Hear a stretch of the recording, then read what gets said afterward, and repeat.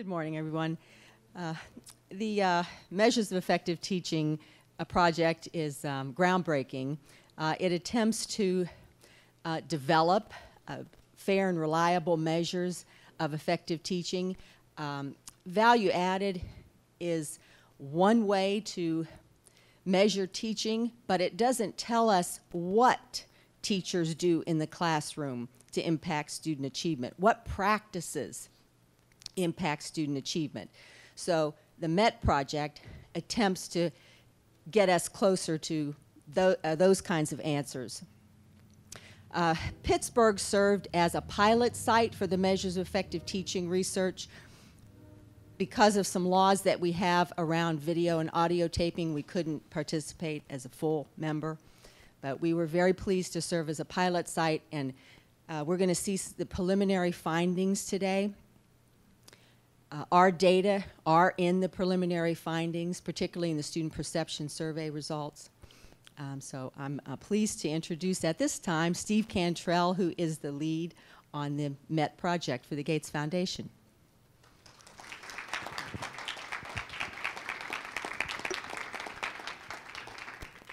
Thanks. Good morning. Is there a clicker for this, or am I going old school and pushing buttons? Okay, I'm going old school. That's all right. I just need to know. I'm in Pittsburgh. I'm going old school. It's all good.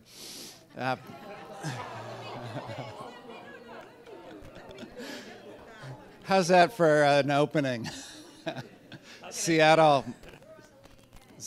got, yeah, we're all on the bleeding edge, right? So I come here needing to thank you because I go around the country holding up Pittsburgh as the place where we got to break things in their backyard. Your role as a pilot district has been critical for the Measures of Effective Teaching project. I mean, absolutely. So just this week, I don't know, did any of you participate in the validation engine beta test? A few of you. So you saw how bad those videos were and how hard it was to hear and how blurry it was? All that stuff, that's the first wave. That's all going to be replaced with better video and a better interface. But we needed somewhere to test it, and so we came to Pittsburgh. And thank you. No, it's absolutely hugely, hugely important. You just would not believe, running a big project like this, how critical it is to have some people that you trust who will take it through the motions, who will tell you the truth so that it can be better at its next iteration. So the thanks are sincere. So today I'm talking about the Measures of Effective Teaching project. I'm going to start with the big goal, because I think it's a goal of the project, but I think it's a goal that you share as well. And what we're trying to do is close the teaching effectiveness gap. So let's go on to the next slide here. Right now, what we know about teacher distribution is that, in fact, it's probably the strongest and perhaps the only real finding of the teacher effectiveness literature. And that's there's differences among teachers in terms of student outcomes. And then B, that those differences exist to a greater extent within schools than between schools. And so that's kind of radical. At one point in our thinking about effectiveness, we talked about school effectiveness and not teacher effectiveness. So we were thinking about management and not about the act of teaching. So the effective teaching literature has got us thinking a little bit differently about it. Now, the silver lining, because if we have to step back and say, oh, you mean we don't have good schools anywhere, that's of course not true. The silver lining to knowing that there are good and less effective teachers in a building is that for every person that's struggling, there's somebody else with some solutions. And the goal here is to get them talking, to identify, to understand where are their strengths and where are the opportunities to share that craft wisdom so that when somebody retires, they don't take all the intelligence that they've built over a career with them. And so you need good information in order to do that well, and so that's part of what we're doing. Let me talk you through this slide. I've stolen it from my good friend Tim Daly at the New Teacher Project. And it talks about all of the policy prescriptions. And what I want you to pay attention to as I talk through the policy prescriptions is how much they all require not only a definition of effective teaching, but a measure of effective teaching. And the fact is that neither of those two exist to any extent where we could, kind of blindly write down on a piece of paper our definition and get wide-scale agreement. We wouldn't. There'd be important differences in our definitions. So this large bell curve here is a depiction of the current status, that essentially teaching is widely distributed. The goal of closing the teaching effectiveness gap is to go from the wide bell curve to the narrow bell curve. Now, there's always going to be a most and least effective teacher in any room. There's a dumbest person in Mensa. And so when I say least effective teacher, it's relative. And what we really want to do is just understand, okay, that's relative, and we always want teachers to improve. And so there's some information of worth in that relative signal. But really what's important is whether or not our teachers are serving kids well. And to the extent we can get from this wide distribution, and I'll show you some data later that suggests that there are teachers right now who aren't serving our kids well. If we can get from this wide distribution to a narrow distribution, even though there's always going to be less and more effective teachers, look at where that left-hand tail is of that narrow distribution. It's right in the center of our old distribution. All those kids in that system are served well. And so that's really what we're getting to. We're not trying to be Lake Wobegon where everybody's above average, but we're trying to get to the point where when my child is assigned a teacher, it's a trivial administrative act rather than an act of consequence. And so that's our goal. Let's go on. I won't talk my way through here. So Linda Darling-Hammond, we were on a panel a couple weeks ago, and she says, we can't fire our way to Finland. And I like that, right? Because if you were just to remove that left-hand tail, if we thought this was about firing and just chopped off that left-hand tail, we wouldn't get very far. The distance between that red line and that blue line is really all that can promise. We're not meaningfully closing that gap, that teaching effectiveness gap. We're tinkering around the edges. My response to her is, but can we get there through feedback and development? And so as you work through the policy prescriptions, which include big doses of development, and start focusing on what does it take, once we know, then we can start directing action better. And once we start directing action better, we can start seeing improvements. It's those improvements that are going to narrow that gap. And then we're looking at the promise of great movement here. And more importantly, as I mentioned before, no kid is in a position where they're hampered by the teacher or the quality of the teaching. I don't want to say, I say teacher and teaching. I'm talking about the quality of teaching. That's variable. Our teachers are who we have. We know that they want to be doing the best job that they can be doing. And so really it's about equipping them, supporting them, helping them understand which of their actions are getting the kinds of results that they want to see more of. So here's our role here within MET, and that's providing information that you can trust. What do I mean by trust? There's 4 tests that I'm basically a translator of research terms to practitioners. And so we're borrowing some research terms here, and hopefully this will make sense. Yeah. So trustworthiness test. So face validity. What do we mean by that? This is simply when a teacher looks at your evaluation system and feedback system, do they see within that something that looks like good teaching? Does it pass the smell test? So I taught middle school for 5 years. I was in Los Angeles Unified School District, my first year teaching, and the evaluator comes in, it was an assistant principal, comes in, hands me this checklist. And of the items, there were 19 items on this checklist. So, you know, few enough to pay attention to, maybe a little bit heavy. But on there was evidence is good hygiene.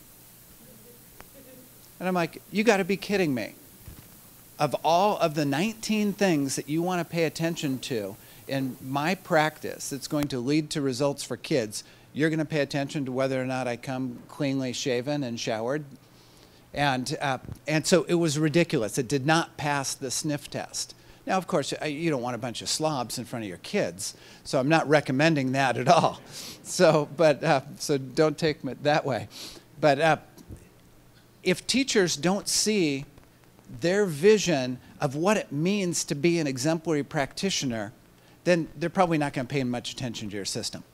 Let's move on. Coherence. This is a big one. The district has a theory of instruction. The district has a professional development program. The district has an evaluation program. The three ought to be coordinated. They ought to work together. If you're getting information back from your evaluation system and it's not tied to the development that you're getting, then there's a disconnect. The teachers don't feel like they're being supported in that. If the theory of instruction that's coming down from the district is separate from what's being measured in the evaluation system, there's a disconnect there too. There's a question of, well, what do you value? Is it this that you're talking about, or is it this that you're measuring? And so alignment is critical, because if in a misaligned system, you don't have trust. Moving on, predictive validity. Here we're just saying, are the things that you're counting about practice related to the outcomes that you care most about? And this is about direction. You know, if we can only tell our professionals that these things are the things that they ought to be working on, and you can only work on so many things at once. And if they're not connected to the outcomes, then they're working on the wrong things. And so that's what this is about. And then finally, scoring reliability. And this is a big, big one. I hear this from teachers, from union representatives all the time. The fear is, if a teacher believes that their rating is dependent upon the person who walks in the room to provide that rating, that it can change, that it's the rater and not the activity that's being rated, that's a big problem, because they'll never believe it. And I've got all kinds of evidence that this is the state in many, many systems. And so figuring out a way, and this is why you were doing the validation engine pilot for us, and I'll go into a little bit of detail so it's not such coded language for those who aren't aware of what that's all about. But reliability is a big, big part of that. And to the extent we can send our teachers signals that, hey, we've paid attention to doing this feedback and evaluation thing right, and we're consistent with it, that nothing better could happen within a system if you want to increase trust. This is real data. This is not a solar system. This big blue orb, that's 40,000 teachers in Los Angeles Unified School District. That thin gold sliver, that's the number of teachers that received unsatisfactory ratings within that system. So it's roughly 1 in 200. And so that signals a couple things. It either signals an incredibly competent workforce, which is possible, but it strains credibility, or it evidences a system that people aren't taking very seriously. And that's likely the case here. Or, it forces people into a binary system, which this is also, of saying you're either good or bad, rather than you're in this place where most of us are and need to grow. And so there are all these things going on within this system. Now, here's the incredible thing. Of those, if you had to identify the 1 in 200 least effective teachers, you would think that they would be doing their kids quite a disservice. But as we called this out, fully 2 in 5 of these teachers, their kids were performing above the district average. So when we gave this information back to the board and to the principals, we said, look, we need to be trained. This was a call to action for our principals mainly. We need to understand what's the basis for our rating, and if we need a new system, we need a new system. Now that wasn't heeded in this system at that time. It was delivered, it wasn't heeded. It's now a more common message. We have things like New Teacher Center that are helping to deliver that message. We have places like Pittsburgh who are getting really serious about a robust system. If your data looked like this after a couple years, you should be nervous. So I'm put this out here to say, warning, don't go here, and continue to track, because if you're seeing this kind of evidence, it probably suggests that your system needs room for improvement. Let's move on. So before I get to the measures, I want to talk about our partners, because I'd hate to get to the end of this and not recognize all the folks. I've thanked you, because to be able to break things in your backyard has been incredibly helpful. We have 6 other districts that we're working with. There are 3,000 teachers who've been involved in this project. There are 100,000 students who have taken various assessments and surveys that we've given them. And these students are in grades 4 through 8, ELA and math. And then in grade 9, it's the gateway courses. So these are courses that if kids are failing in large numbers, these kids aren't going to college. And so this is ELA 1, so like freshman English, bio, and algebra. So alongside of those brave souls, we have a host of other collaborators. We've estimated that there are about 200 people who are working a quarter time or more on this project. And these are some of the organizations that employ these people. Great. So let's move on to the measures. Some principles here. We've mentioned that outcomes matter. What I want to do, though, is be super clear that we're not specifying the outcomes. We're saying that this is a local decision. That right now, we looked for, in our 6 cities where we were looking at their state tests. Pennsylvania wasn't a state test that we were looking at, but in those other 6 states, we asked ourselves the question, is this getting to the outcomes that are important? And we said, part of the way there, but not all the way there. So we had to supplement the outcome with an assessment that tapped into cognitive demand, because we wanted more a test of rigor here. State tests in all these states were doing what state tests do, which is it tries to take a year of curriculum and squeeze it into an hour or 2 of testing. And so because of that, you end up with very few questions per content area, and you can't go into great depth. And we said, okay, well, that's nice for breadth of coverage, but we're also interested in depth of thinking, and so we supplemented this. That we are thinking in our med extension, so as we go forward, that we want to round out the outcomes a little more to also be consistent with the kinds of things that teachers are trying to accomplish as they teach their kids. So 2 of those, we're looking to develop a good measure of effort, and we're also looking to develop a good measure of social competence. And so we think if you've got kids that work hard, know how to relate to one another, who can think deeply and think broadly, you've done your job. And so that's a more rounded outcome measure. And I think that those conversations, So many times we get into conversations about value added, and really what the conversation is our lack of faith in the test. And the need for systems to take on that challenge and define what it is that you're all about, and to start to measure that.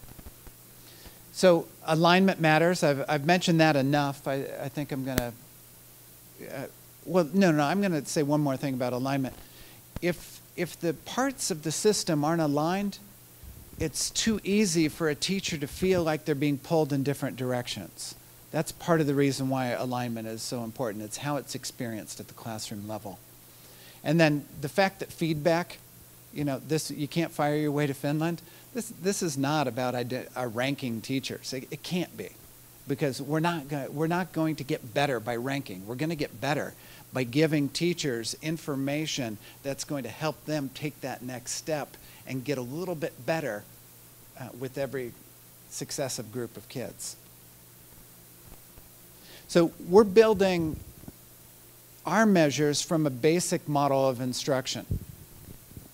And it's not very controversial, and it's relatively easy to follow, but what we're saying is that there are three relationships that matter.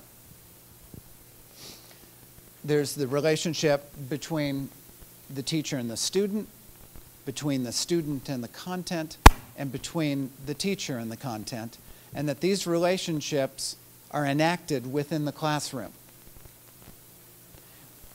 These relationships, we've said, should be measured. If they're that important, they should be measured. And so we've said, what's the state of current measures for all those relationships, and do we need to add to those? So, yeah, come back to the... I'll just use the triangle and we'll skip through the other slides. No, that's fine, thanks. So the student content is the relationship that we're used to assessing. And as I said, the state test is what the state test is, and we decided to supplement it. The teacher content relationship is also something that we routinely assess. Usually that happens at licensure. And that's the barrier is, does a teacher know enough, does a person know enough about their content to stand in front of kids and instruct them accurately? And so most states have some kind of threshold there before you get your credential, before you get your license, you get that test. We've discovered through Deborah Ball's work that there's some other subject matter content that is important and predictive of student learning. And so I'll go into some detail about an additional test that we developed that assesses that subject-specific content knowledge, different from what an expert in math would need, but this would be what an expert in math teaching would need in terms of their content. So I'll go into that more. The teacher-student relationship, very few systems, everybody thinks that that's important, and very few people measure it. And the risk is that when you think about a student giving feedback to a teacher, you worry that you're asking the student to make professional judgment. And that would be a great mistake. You do not want to be a ratemyprofessor.com. That would be the wrong way to go. So instead, what do? You ask the student what it is that they're expert in. And they're expert in how do they experience the instructional environment. Nobody knows that better than the student. And so we've asked them, how do you experience the instructional environment for this teacher? And I'll go into some of the items and some of the data here in a minute. The fact that it all happens in the classroom is important. We think classroom observation needs to be a component. And these 3,000 brave teachers have let us into their room as many as 8 times a year each year for the 2 years of our study. So it's 4 years per subject matter per year of this, or 4 times per subject per year of the study. And so that's a lot of observation. And what they've done at the end of their observation, it's been interesting. They've looked at their video and have gone through a reflective practice protocol developed by John Safier. And we've heard from lots of teachers that not only was that reflective practice important, but it also gave them, these cameras are panoramic. I'll show you one of them. Some of you have seen the video. But these teachers have been able to see corners of the classroom that they've never seen before. You know, because you're focused on what you're focused on, and you don't see what's going on behind you or in this corner. And the early reports were, I never knew that was going on in my classroom. This is incredible. It's having eyes on the back of your head. Let's go. Okay, so I talked about the 2 assessments. I talked about the student perception survey. That needs a better name, by the way. Knowledge for teaching tests. Let me pause here for a minute. So what are the kinds of skills that I'm talking about when I say that content-specific skills? One of these would be, do teachers know all of the right ways that a kid could solve a multiplication problem? Right, so that's something that's knowable. There's like 6 different ways that Deborah Ball talks about that kids could proceed correctly through a multiplication problem that's conceptually accurate. And if a teacher interrupted that process, where a kid is essentially doing the right thing, but a teacher has never seen that and interrupts that, you've interrupted learning and you've frustrated a student. So that's the kind of thing that we're talking about. Here's an item from our sample test, just to illustrate this idea further. This is about representing concepts, and this is another one of the competencies that we're talking about. So which of the following story problems could be used to illustrate 1 1/4 divided by 1/2? So notice that this is not asking a teacher to solve the problem. They'd get that right. But instead it's saying, how would you represent this concept to your 4th grade students? And give some options. And these options might be questions on an assessment, they might be an illustration in a classroom. They're kinds of things that you might see happen. So you want to split 1 1/4 pies evenly between 2 families. How much should each family get? Would you use that problem to illustrate 1 1/4 divided by 1/2? No. You wouldn't, because what's the operation? Are you dividing by a fraction? No, you're dividing by 2. Right? So you've got the math wrong here. On the second one, this is a little trickier. You have $1 1/4 and may soon double your money. How much money would you end up with? Now what's tricky about that is you get the right answer, right? What's tricky about that is that's how most of us solve that problem when we saw it up on the board. But what's difficult here, well, first of all, what's the operation? Right? So we're multiplying, we're not dividing by fractions. And when we do that substitution, and we start saying division by fractions is really multiplication, what we're not doing is we're not entering into the mind of this young student who in their whole mathematical life has seen division means that things get smaller. That's their mental model of division. And now all of a sudden we're dividing and something's getting bigger. The answer's getting bigger. And so if all we're saying is multiply by the inverse, you're not getting into that conceptual terrain and unlocking that student's understanding. And you're really not equipping them for their next steps in math. So here's a question that does get closer to that. You're making some homemade taffy. Recipe calls for 1 1/4 cups of butter. If each stick is 1/2 cup, how many sticks are you going to need? And so this is a way to make a really abstract concept a little bit more concrete. Now, the feedback that we've gotten from teachers is they hate taking this test. They absolutely hate taking the test. But, and it's a big but, they loved the conversation afterwards. Loved it. And so you can imagine that is the quality of a good measure. We want it to be difficult. We want it to be a struggle, because if it's not difficult and if it's not a struggle, it's not entering into this space at which they have an opportunity to learn. Right? If it was easy for everybody, we're not identifying where they need to improve. So the fact that it was difficult, the fact that it gave them back information that was tough to hear, yeah, that's all right. That's part of that's part of the improvement process. Is a little pain. But the fact that they came away from these conversations thinking a little bit differently about math, exploring these ideas with their colleagues, and thought of this as a development exercise, gets at the spirit of what we're trying to do with these measures. So it's a measure, but it's a development opportunity.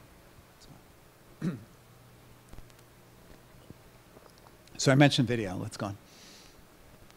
Terrific. So we're building some tools to help states and districts, and here's where I'll talk about the validation engine a little bit.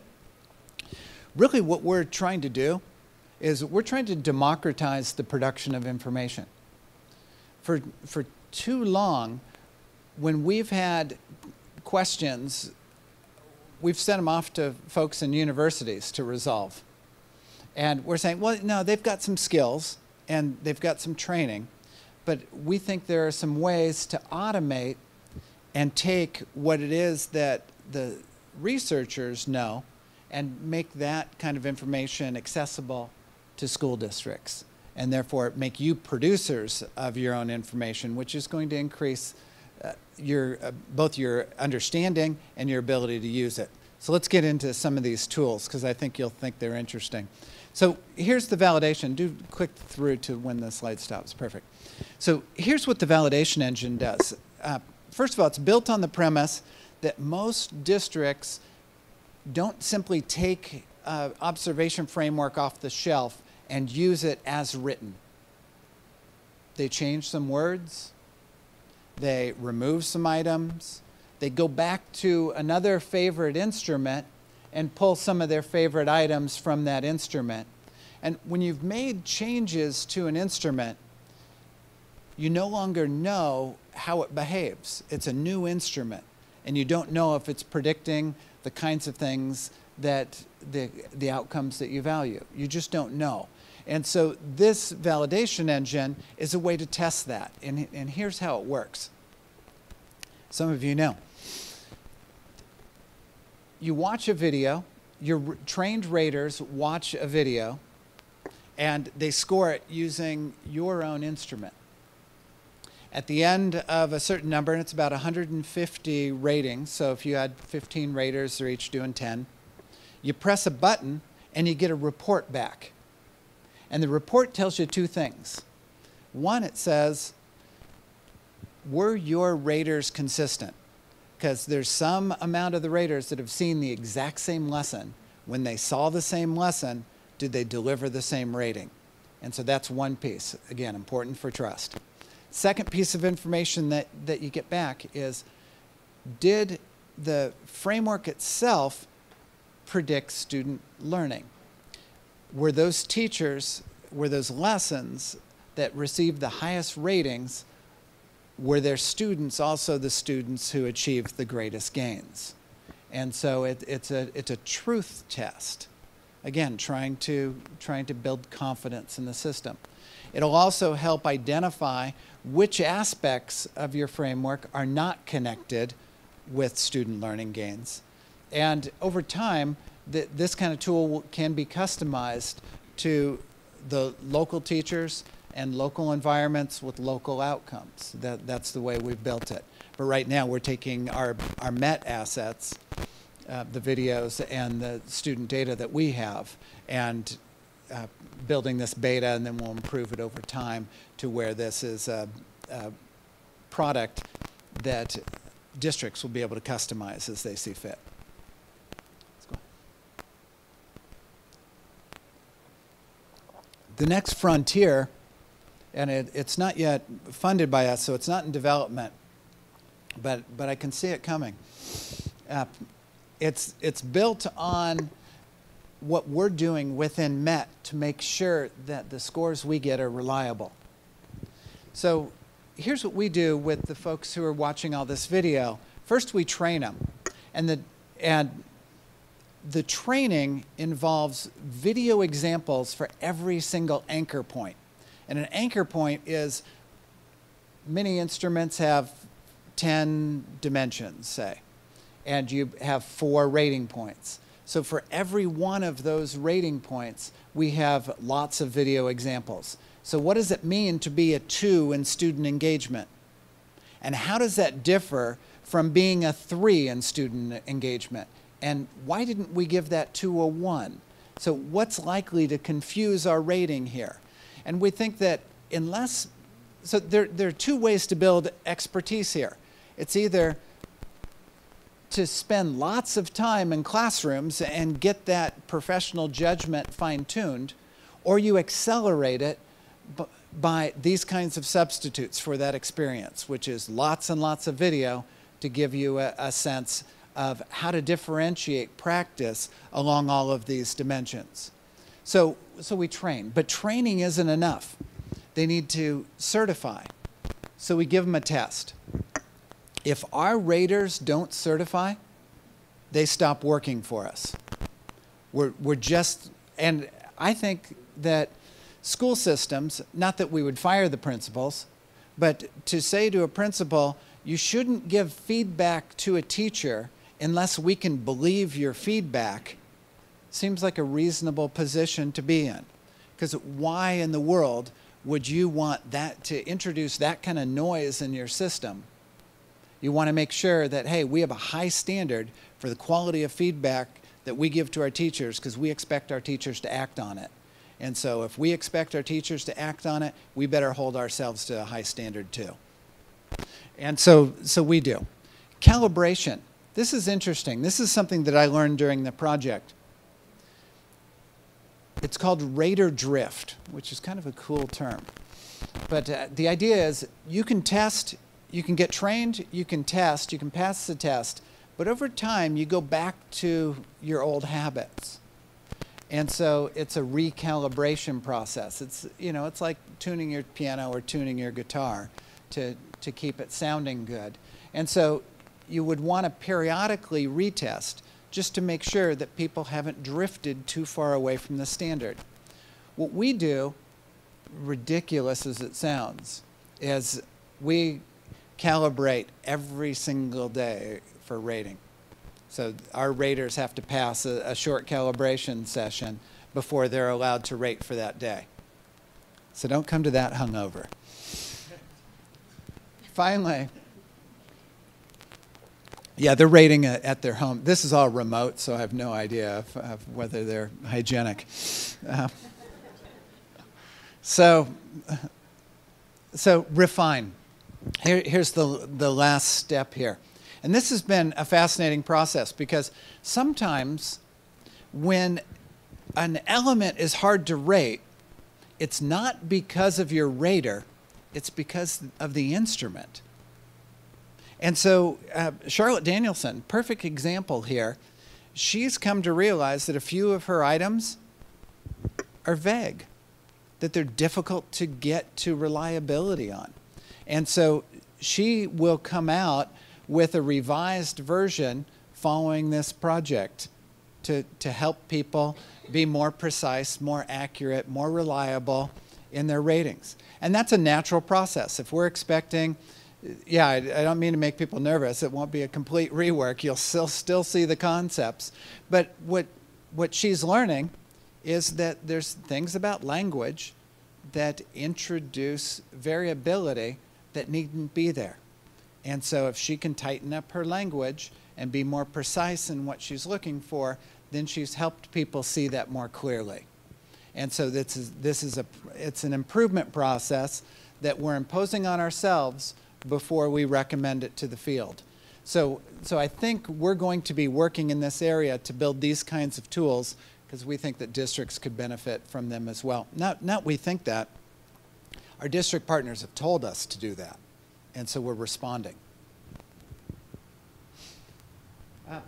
we've got some interesting tests around feedback as well. I think some of these tools have just remarkable potential. So one of the tests, and this is a crazy notion too, is real-time earbud coaching. And so like an NFL quarterback, there are teachers in Memphis that have these little microphones in their ears, and their coaches are watching them on these cameras as they're practicing. And they're telling them, hey, that kid's hand has been up for 15 minutes. And you're like, oh, okay, Joe, tell me what you have. So that's that, and you can imagine how powerful the in-the-moment correction could be versus, going back later and thinking about practice that in an instance that just might not occur again for a long, long time. It could be relatively infrequent. So it's a fun experiment. Direct feedback, this is a way probably to do two things. You're unlocking time and space, and you're potentially making a more efficient use of the time you have for feedback. So here, teachers are taking examples of their lessons, honing in on a problem of practice that may have only lasted 3 to 5 minutes, bringing that to their coach or bringing that to their inquiry team or critical friends group or whatever collegial group that they're working with, and saying, hey, here's my problem of practice. Help me think about this more deeply. And so no longer do these teachers have to free up their schedules, get a substitute to enter into the classroom to watch, frankly, lots of stuff that they're not going to comment on, but instead hone in on the 3 or 5 minutes that matters to the teacher, that can be useful for feedback for the group. And so there are groups working with that mode as well. And then finally, teachers like principals, like superintendents, like union heads have their networks. And yet their networks seldom get to engage them in their real practice. There's space and time issues. And so the fact that these videos can be remotely shared allows some possibilities to get feedback from others who are in your community but not in your geography. So moving to that's all kind of prelude to the findings. So here are the findings. This should have been the title of the report. The kids know. And we'll get to the student perception survey data now. So many of you have heard Ron speak, and he's phenomenal. I'm not going to try to act like Ron, but I will give a quick summary for those who haven't. 7 C's on his instrument. We've added within our own version of his test prep questions because we were interested in kids' perception of the amount of test prep that's happening. And so I'll just walk you through these elements really quickly. Care, my teacher seems to know if something is bothering me. Let's go on. Control. My classmates behave the way the teacher wants them to. Clarify. My teacher knows when the class understands and when we do not. Challenge. In this class, we learn to correct our mistakes. Captivate. I like the way we learn in this class. Confer. My teacher wants us to share our thoughts. Consolidate. The comments I get on my work in this class help me understand how to improve. And then finally, test prep. I've learned a lot this year about the state test. So given those, let's go back one. Given those, which would you predict were the most predictive of student learning gains on state tests here and on our supplemental assessment? So let me go through from the bottom. How many of you would guess test prep? Not many. Consolidate. A couple? Oh, yeah, we can go backwards. Confer.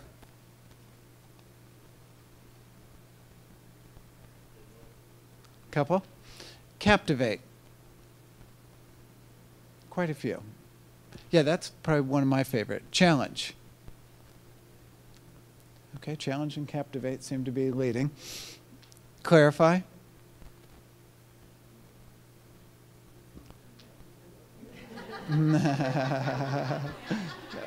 Yeah, there's several of these are compelling. Control. Quite a few in control. And care. Care. You know what's interesting is actually care and captivate probably had about the same number of hands here.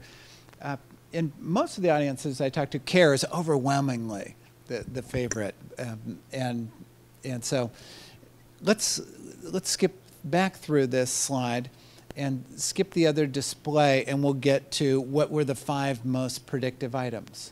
Let's go one more. So it came from control and challenge, actually. And if you look at the items, they kind of make sense. Students in this class treat the teacher with respect. You know, I want that in my family.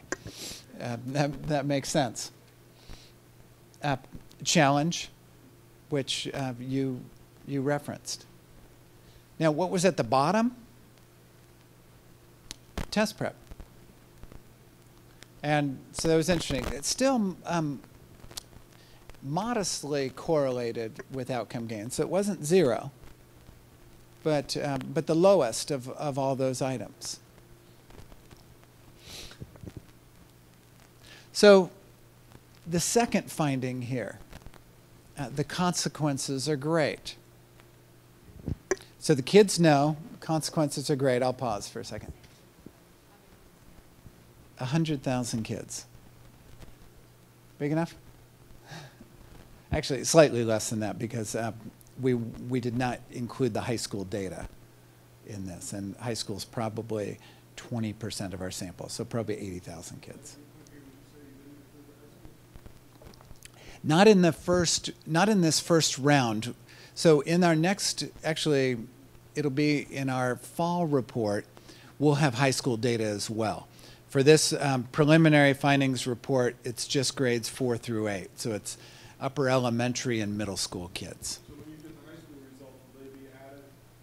Will they be viewed separately, or will they be consolidated?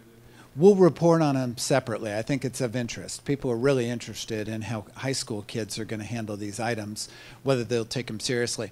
Actually, let's come back to, I do want to make one point before I go on to the consequences. Come back 2 slides. Okay, yeah. The reason why I had this slide up was to show you that we really believe that kids are taking this seriously. So if kids weren't taking it seriously, the response pattern would be uniform. You would see evidence of kids just kind of checking the boxes all the way down. But occasionally we've got items in here which differ, and you can see here on that list an item that stands out. And why is that item way lower than the others? Well, let's look at the item. Students get to decide how activities are done in this class. So the fact that universally kids said, no, we don't, gives us some confidence that they're paying attention to the items as they go through that. So I thought that was a point worth making. Now let's go to the consequences are great. Okay, consequences are great. Question that everybody has, so we've seen these differences. The differences, we all have heard that, okay, if we can get more of our kids in front of effective teachers, we can do all kinds of great things. We can close the gap between us and Japan. We can close the racial achievement gap. So we've heard lots of those stories.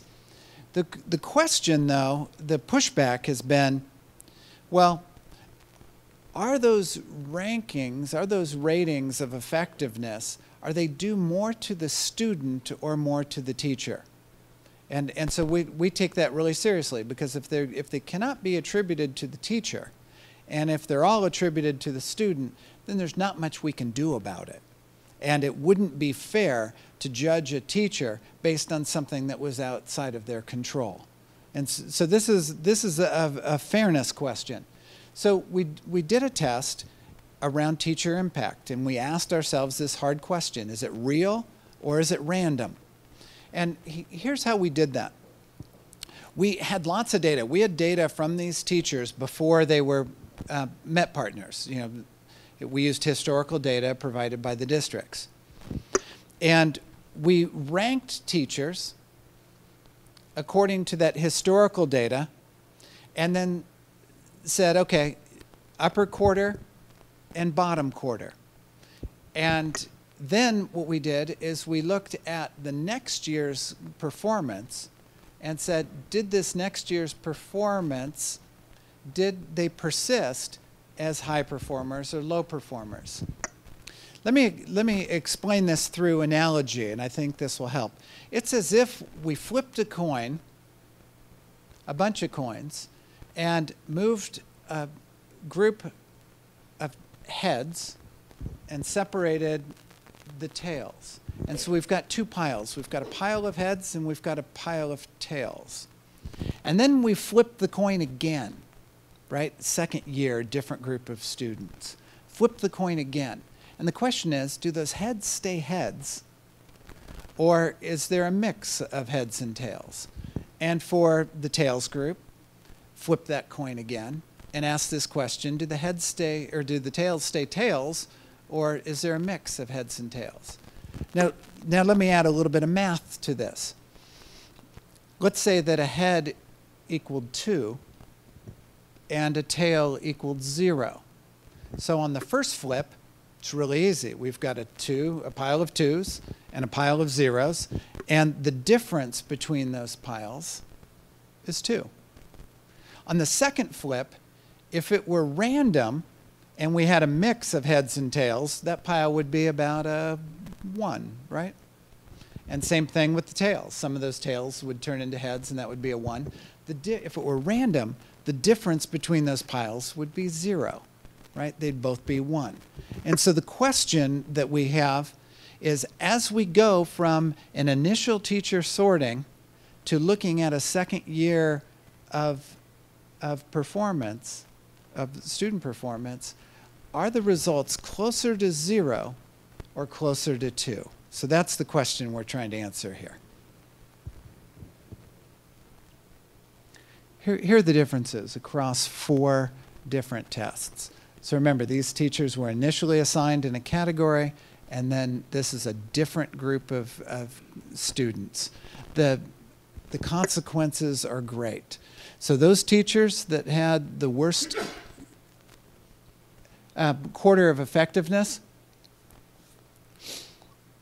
they were 2.7 months. Their students performed 2.7 months below the average within those systems. Those with the best evidence of effectiveness, their students performed 4.8 months above the average.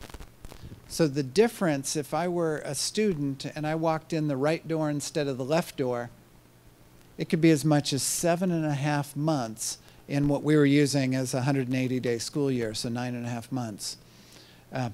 You know, the better part of a year. Here, 3/4 of a year. So on the balance assessment of math, we had fairly consistent results. It was about 6 months. So we're talking 2/3 of a year. On the state ELA test, it was about 1/3 of a year. This is really interesting, and what I think it reflects, it should give us hope, because this is one of these areas where I think we're closing the gap. I think the technology for teaching reading is so much better than it was years ago that we've raised the floor of practice. And the difference now between having the best and the worst evidence of effectiveness teachers, it's still 1/3 of a year, but it's nowhere near as great as we see in math. And I think it's because as a system, we've improved, and that's really our goal. We want to improve the system. Not the case for writing, and you know that. Look at how big this gap is. And we know that writing instruction varies tremendously, and so we saw that evidence as well. almost 11 months, more than a year of schooling difference in how kids progressed on their ability to take the SAT-9 open-ended writing test. So still to come. So kids know consequences are great. What are we doing now? We're rerunning that analysis because as good as that test was, it could be better. And how could it be better? We're randomly assigning classes to teachers in this year of the study to see if those differences persist. Because what we want to do is we want to eliminate any chance that what is being attributed to the teacher should have been attributed to the student. We want to eliminate that possibility, and the best way to do that is through randomization. Let's go on. These are the cameras, if you haven't seen the cameras. We will be looking at 7 different frameworks of instruction. Now, this is fascinating because up till now, we've never really had the ability to look at the exact same lesson and rate it with so many different tools. Yes?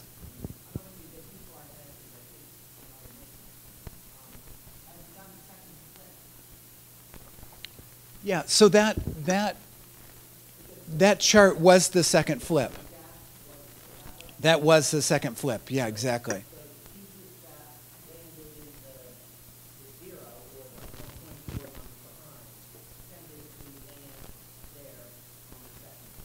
Yeah, this second flip was the second flip. The consequences for the students on the second flip was what was on that chart. That was after the second flip. The first flip just put them into a group. The second flip gave us a comparison. How did their kids do versus the other kids? All 4 tests. So that was a different line for every single assessment instrument. No, we sorted the teachers with historical data, and this was the first year of administered data. Next year, we're using this random assignment process, so we're doing that flip again, basically. I didn't mean to confuse you there. But we're randomizing, and we're rerunning the test with slightly more rigor. So we've run it once with the best we could and fairly compelling. We're going to run that test again to make sure that we're right after random. Let's come back to that screen.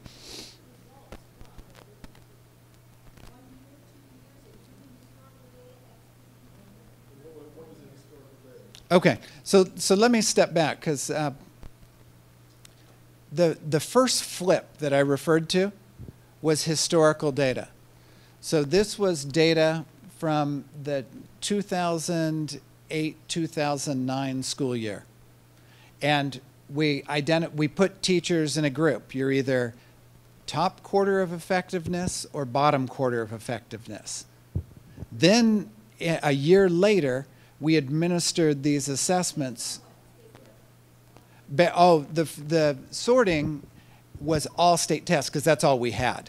This was historical data based on their state test, calculated using value-added calculation.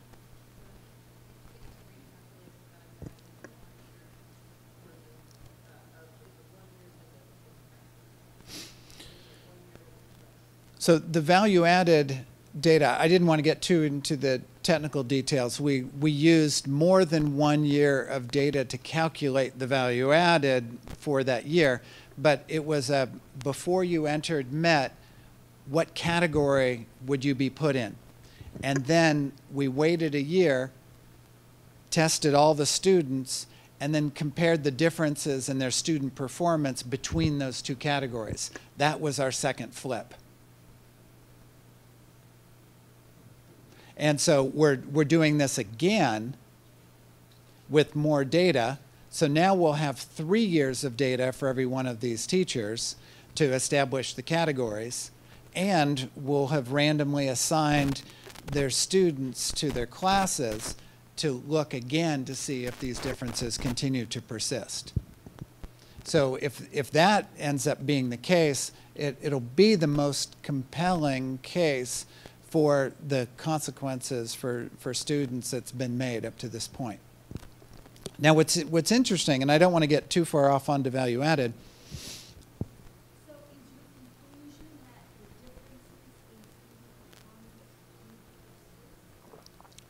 the differences in The length of those bars are the proof for their persistence. If those bars were short, remember I said, if the difference in that second flip were 2 in the quarters, then we would know that those quarters, that was not random, it was real on the flip. On the second flip, if the difference was 0, if both piles ended up being 1, and those bars, 0 would be a very short bar. You couldn't see it. It would disappear in the middle. And so the length of these bars demonstrate the extent to which the effectiveness rating persists to the next year. I mean, it's pretty stunning. And so I understand the need to come back. Yeah. I want to make sure, Yeah. in my limited understanding of all this, that there are comparable bases for comparison. And if I understand, the first that you talked about was historical data, and after we asked you about that, then you gave some information about it based on achievement on previous tests. Is that right, Vice Chief? For the historical data, yeah. Yeah. With the value-added component in it? Yeah, yeah, yeah. No, adjusted in all the smart ways that you would adjust for performance. So what we hear about value added a lot is that, and it's a huge concern. The concern about value added is that there's not stability within these categories. That a teacher's categorized one year, and then the next year they end up in a different category. And some of that happens. Absolutely. But what we did is we said, well, what if we, when we believe miscategorization is bad, but what if instead of looking at how often teachers ended up in another category, what if we just said, what were the consequences for the students assigned to those teachers who were once categorized as high or low effectiveness? So we switched the frame from our concern being teacher miscategorization, which again I don't support, to consequences for kids. And as we switched that frame, we saw great differences persisting into the next year. I mean, I've got lots of theories for why value-added scores tend to jump from year to year, but this test here suggests that it matters who kids are assigned to. It really does. Let me talk about what else is coming. So I started to mention the video validation. Go back one slide here. 7 different instruments. Now, at one point, not too long ago, it would have meant 7 different research teams had to enter the classroom in order to observe that same lesson. And that would be ridiculously disruptive, right? Kids wouldn't be able to pay attention at all if they had 10 different bodies, all with pencils and notepads. So, but the video unlocks this, and it means that we can look at the same practice through multiple lenses to start to get at this question of, is a good teacher a good teacher a good teacher? Are these instruments essentially saying the same thing? Or are there aspects of the instruments, or are there full instruments themselves that are more meaningfully related, more powerfully related to learning outcomes? And so what we're looking forward is to helping the field understand these dimensions seem to be more correlated to student outcomes than other dimensions. So if we're focused on these kinds of learning gains, we want to focus on these kinds of behaviors. And so we're incredibly excited to bring some information to that. We don't know what it's going to say right now. The analysis is just underway. So that's our next step, is to release this report. And following that, probably end of fall, beginning of winter, we will get at a composite report. So how do these measures add up? And what weight should you give to each of these measures? And so that'll be the final report for this year, and then it'll be some months before we come out with the randomized final report from the whole study. So that's all I have for now. You can follow our progress on metproject.org to the extent you're interested.